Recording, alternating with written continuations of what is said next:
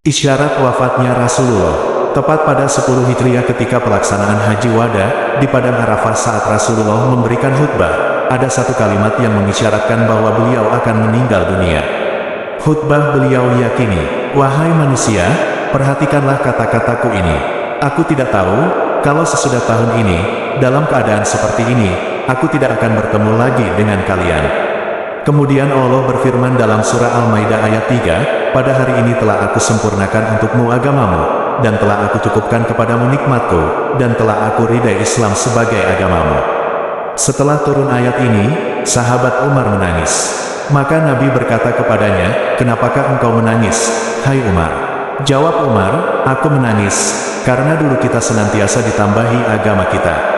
Dan apabila agama kita telah sempurna, maka sesungguhnya tak ada sesuatu pun yang telah sempurna, kecuali berkurang." Nabi tidak kuat menanggung, lalu beliau bersandar pada untanya, maka turunlah malaikat Jibril lalu berkata, "Ya Muhammad, sesungguhnya pada hari ini selesailah sudah urusan agamamu, dan berhentilah apa yang diperintahkan Tuhanmu dan apa yang Dia larang terhadapmu. Maka kumpulkanlah sahabat-sahabatmu dan beritahukan kepada mereka, bahwa aku takkan turun lagi kepadamu sesudah hari ini." Maka pulanglah Nabi dari Makkah, datang ke Madinah. Lalu dikumpulkannya sahabat-sahabatnya dan dia bacakan kepada mereka ayat tersebut. Lalu dia beritahukan kepada mereka apa yang telah dikatakan malaikat Jibril. Maka para sahabat pun bergembira seraya mengatakan, "Sesungguhnya telah sempurna agama kita." Adapun Abu Bakar bersedih, lalu pulanglah Abu Bakar ke rumahnya. Beliau pun tenggelam dalam tangisan siang dan malam. Tangisan Abu Bakar akhirnya didengar oleh para sahabat lainnya. Mereka berkumpul, lalu datang ke rumah Abu Bakar dan berkata, "Hai Abu Bakar, kenapakah Anda menangis pada saat bergembira dan bersukaria dikarenakan Allah Ta'ala telah menyempurnakan agama kita?" Abu Bakar menjawab, "Hai, kalian tidak tahu musibah apa yang telah menimpamu. Tidakkah kalian mendengar, bahwasanya apabila suatu perkara telah sempurna, maka mulailah ia berkurang. Dan ayat ini memberitahukan tentang perpisahan kita, tentang Hasan dan Husain yang akan menjadi yatim, dan tentang istri-istri Nabi yang akan menjadi janda." Usai Abu Bakar menjelaskan, terdengarlah tangisan di antara para sahabat. Lalu, yang lain mendengar tangisan dari kamar Abu Bakar dan mereka datang kepada Nabi, lalu berkata, "Ya Rasulullah, kami tidak tahu akan hal sahabat-sahabat. Hanya saja kami mendengar tangisan mereka." Kemudian Rasulullah bersalaman dengan para sahabatnya satu persatu berpamitan dengan mereka. Maka menangislah seraya berwasiat kepada mereka. Beberapa hari saat menjelang wafat, Rasul merasakan sakit yang semakin parah, suhu tubuhnya semakin meninggi. Sampai pada waktunya ajal menjemput, Rasulullah berada di pangkuan Aisyah. Pada hari itu, setelah Bilal bin Rabah selesai mengumandangkan azannya, dia berdiri di depan pintu rumah Rasulullah, kemudian memberi salam, "Assalamualaikum ya Rasulullah." Kemudian dia berkata lagi, "As-sholah yarhamukallah." Fatimah menjawab, "Rasulullah dalam keadaan sakit." Maka Bilal kembali lagi ke dalam masjid. Ketika bumi terang disinai matahari siang, maka Bilal datang lagi ke tempat Rasulullah. Kemudian Rasulullah memanggilnya dan menyuruh dia masuk. Setelah Bilal bin Rabah masuk, Rasulullah bersabda, "Saya sekarang berada dalam keadaan sakit. Wahai Bilal, kamu perintahkan saja agar Abu Bakar menjadi imam dalam salat." Kemudian Bilal memasuki masjid dan memberitahu Abu Bakar agar beliau menjadi imam dalam salat tersebut. Ketika Abu Bakar melihat ke tempat Rasulullah yang kosong, orang-orang yang berada di dalam masjid menjadi bising sehingga terdengar oleh Rasulullah.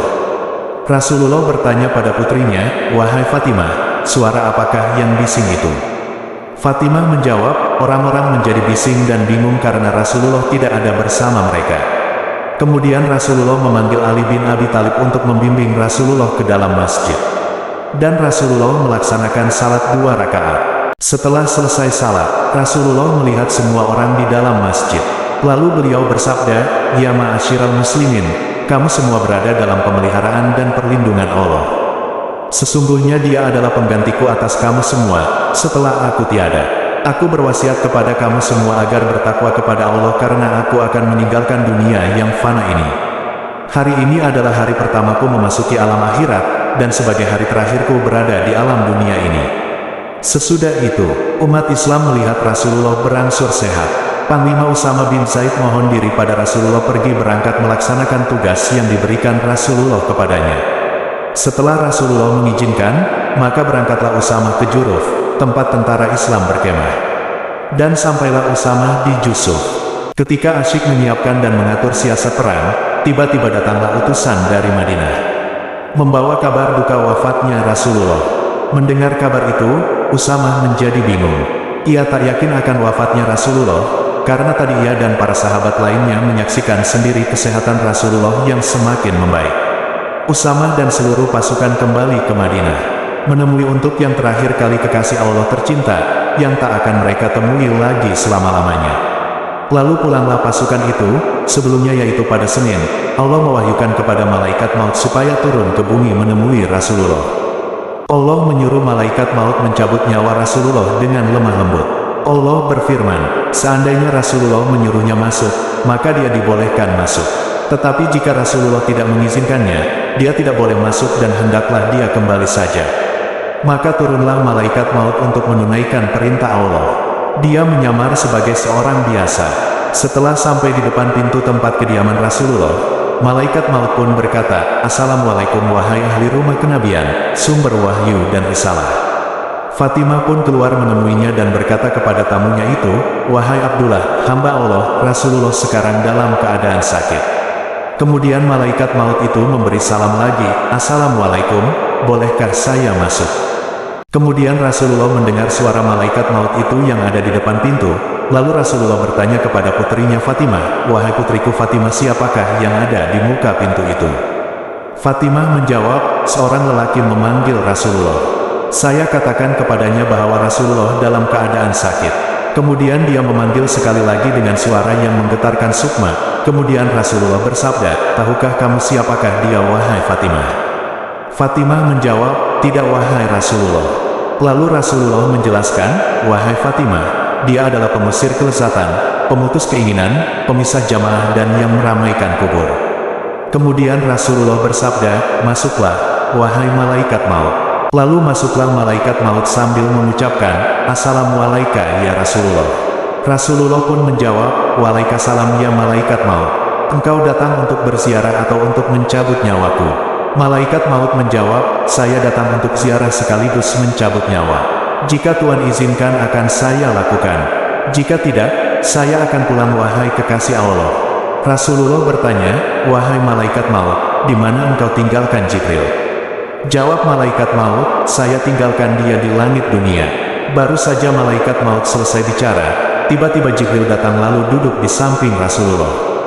Maka bersabdalah Rasulullah, wahai Jibril, tidakkah engkau mengetahui bahwa ajalku telah dekat? Jibril menjawab, ya, wahai kekasih Allah. Kemudian Rasulullah bersabda, beritahu kepadaku wahai Jibril, apakah yang telah disediakan Allah untukku di sisinya? Jibril pun menjawab, bahwasanya pintu-pintu langit telah dibuka, sedangkan malaikat-malaikat telah berbaris untuk menyambut rohmu. Rasulullah bersabda, segala puji dan syukur bagi Tuhanku. Wahai Jibril, apalagi yang telah disediakan Allah untukku? Jibril menjawab lagi, bahwasanya pintu-pintu surga telah dibuka, dan bidadari-bidadari telah berhias, sungai-sungai telah mengalir, dan buah-buahnya telah ranum, semuanya menanti kedatangan rohmu. Rasulullah bersabda lagi, segala puji dan syukur untuk Tuhanku.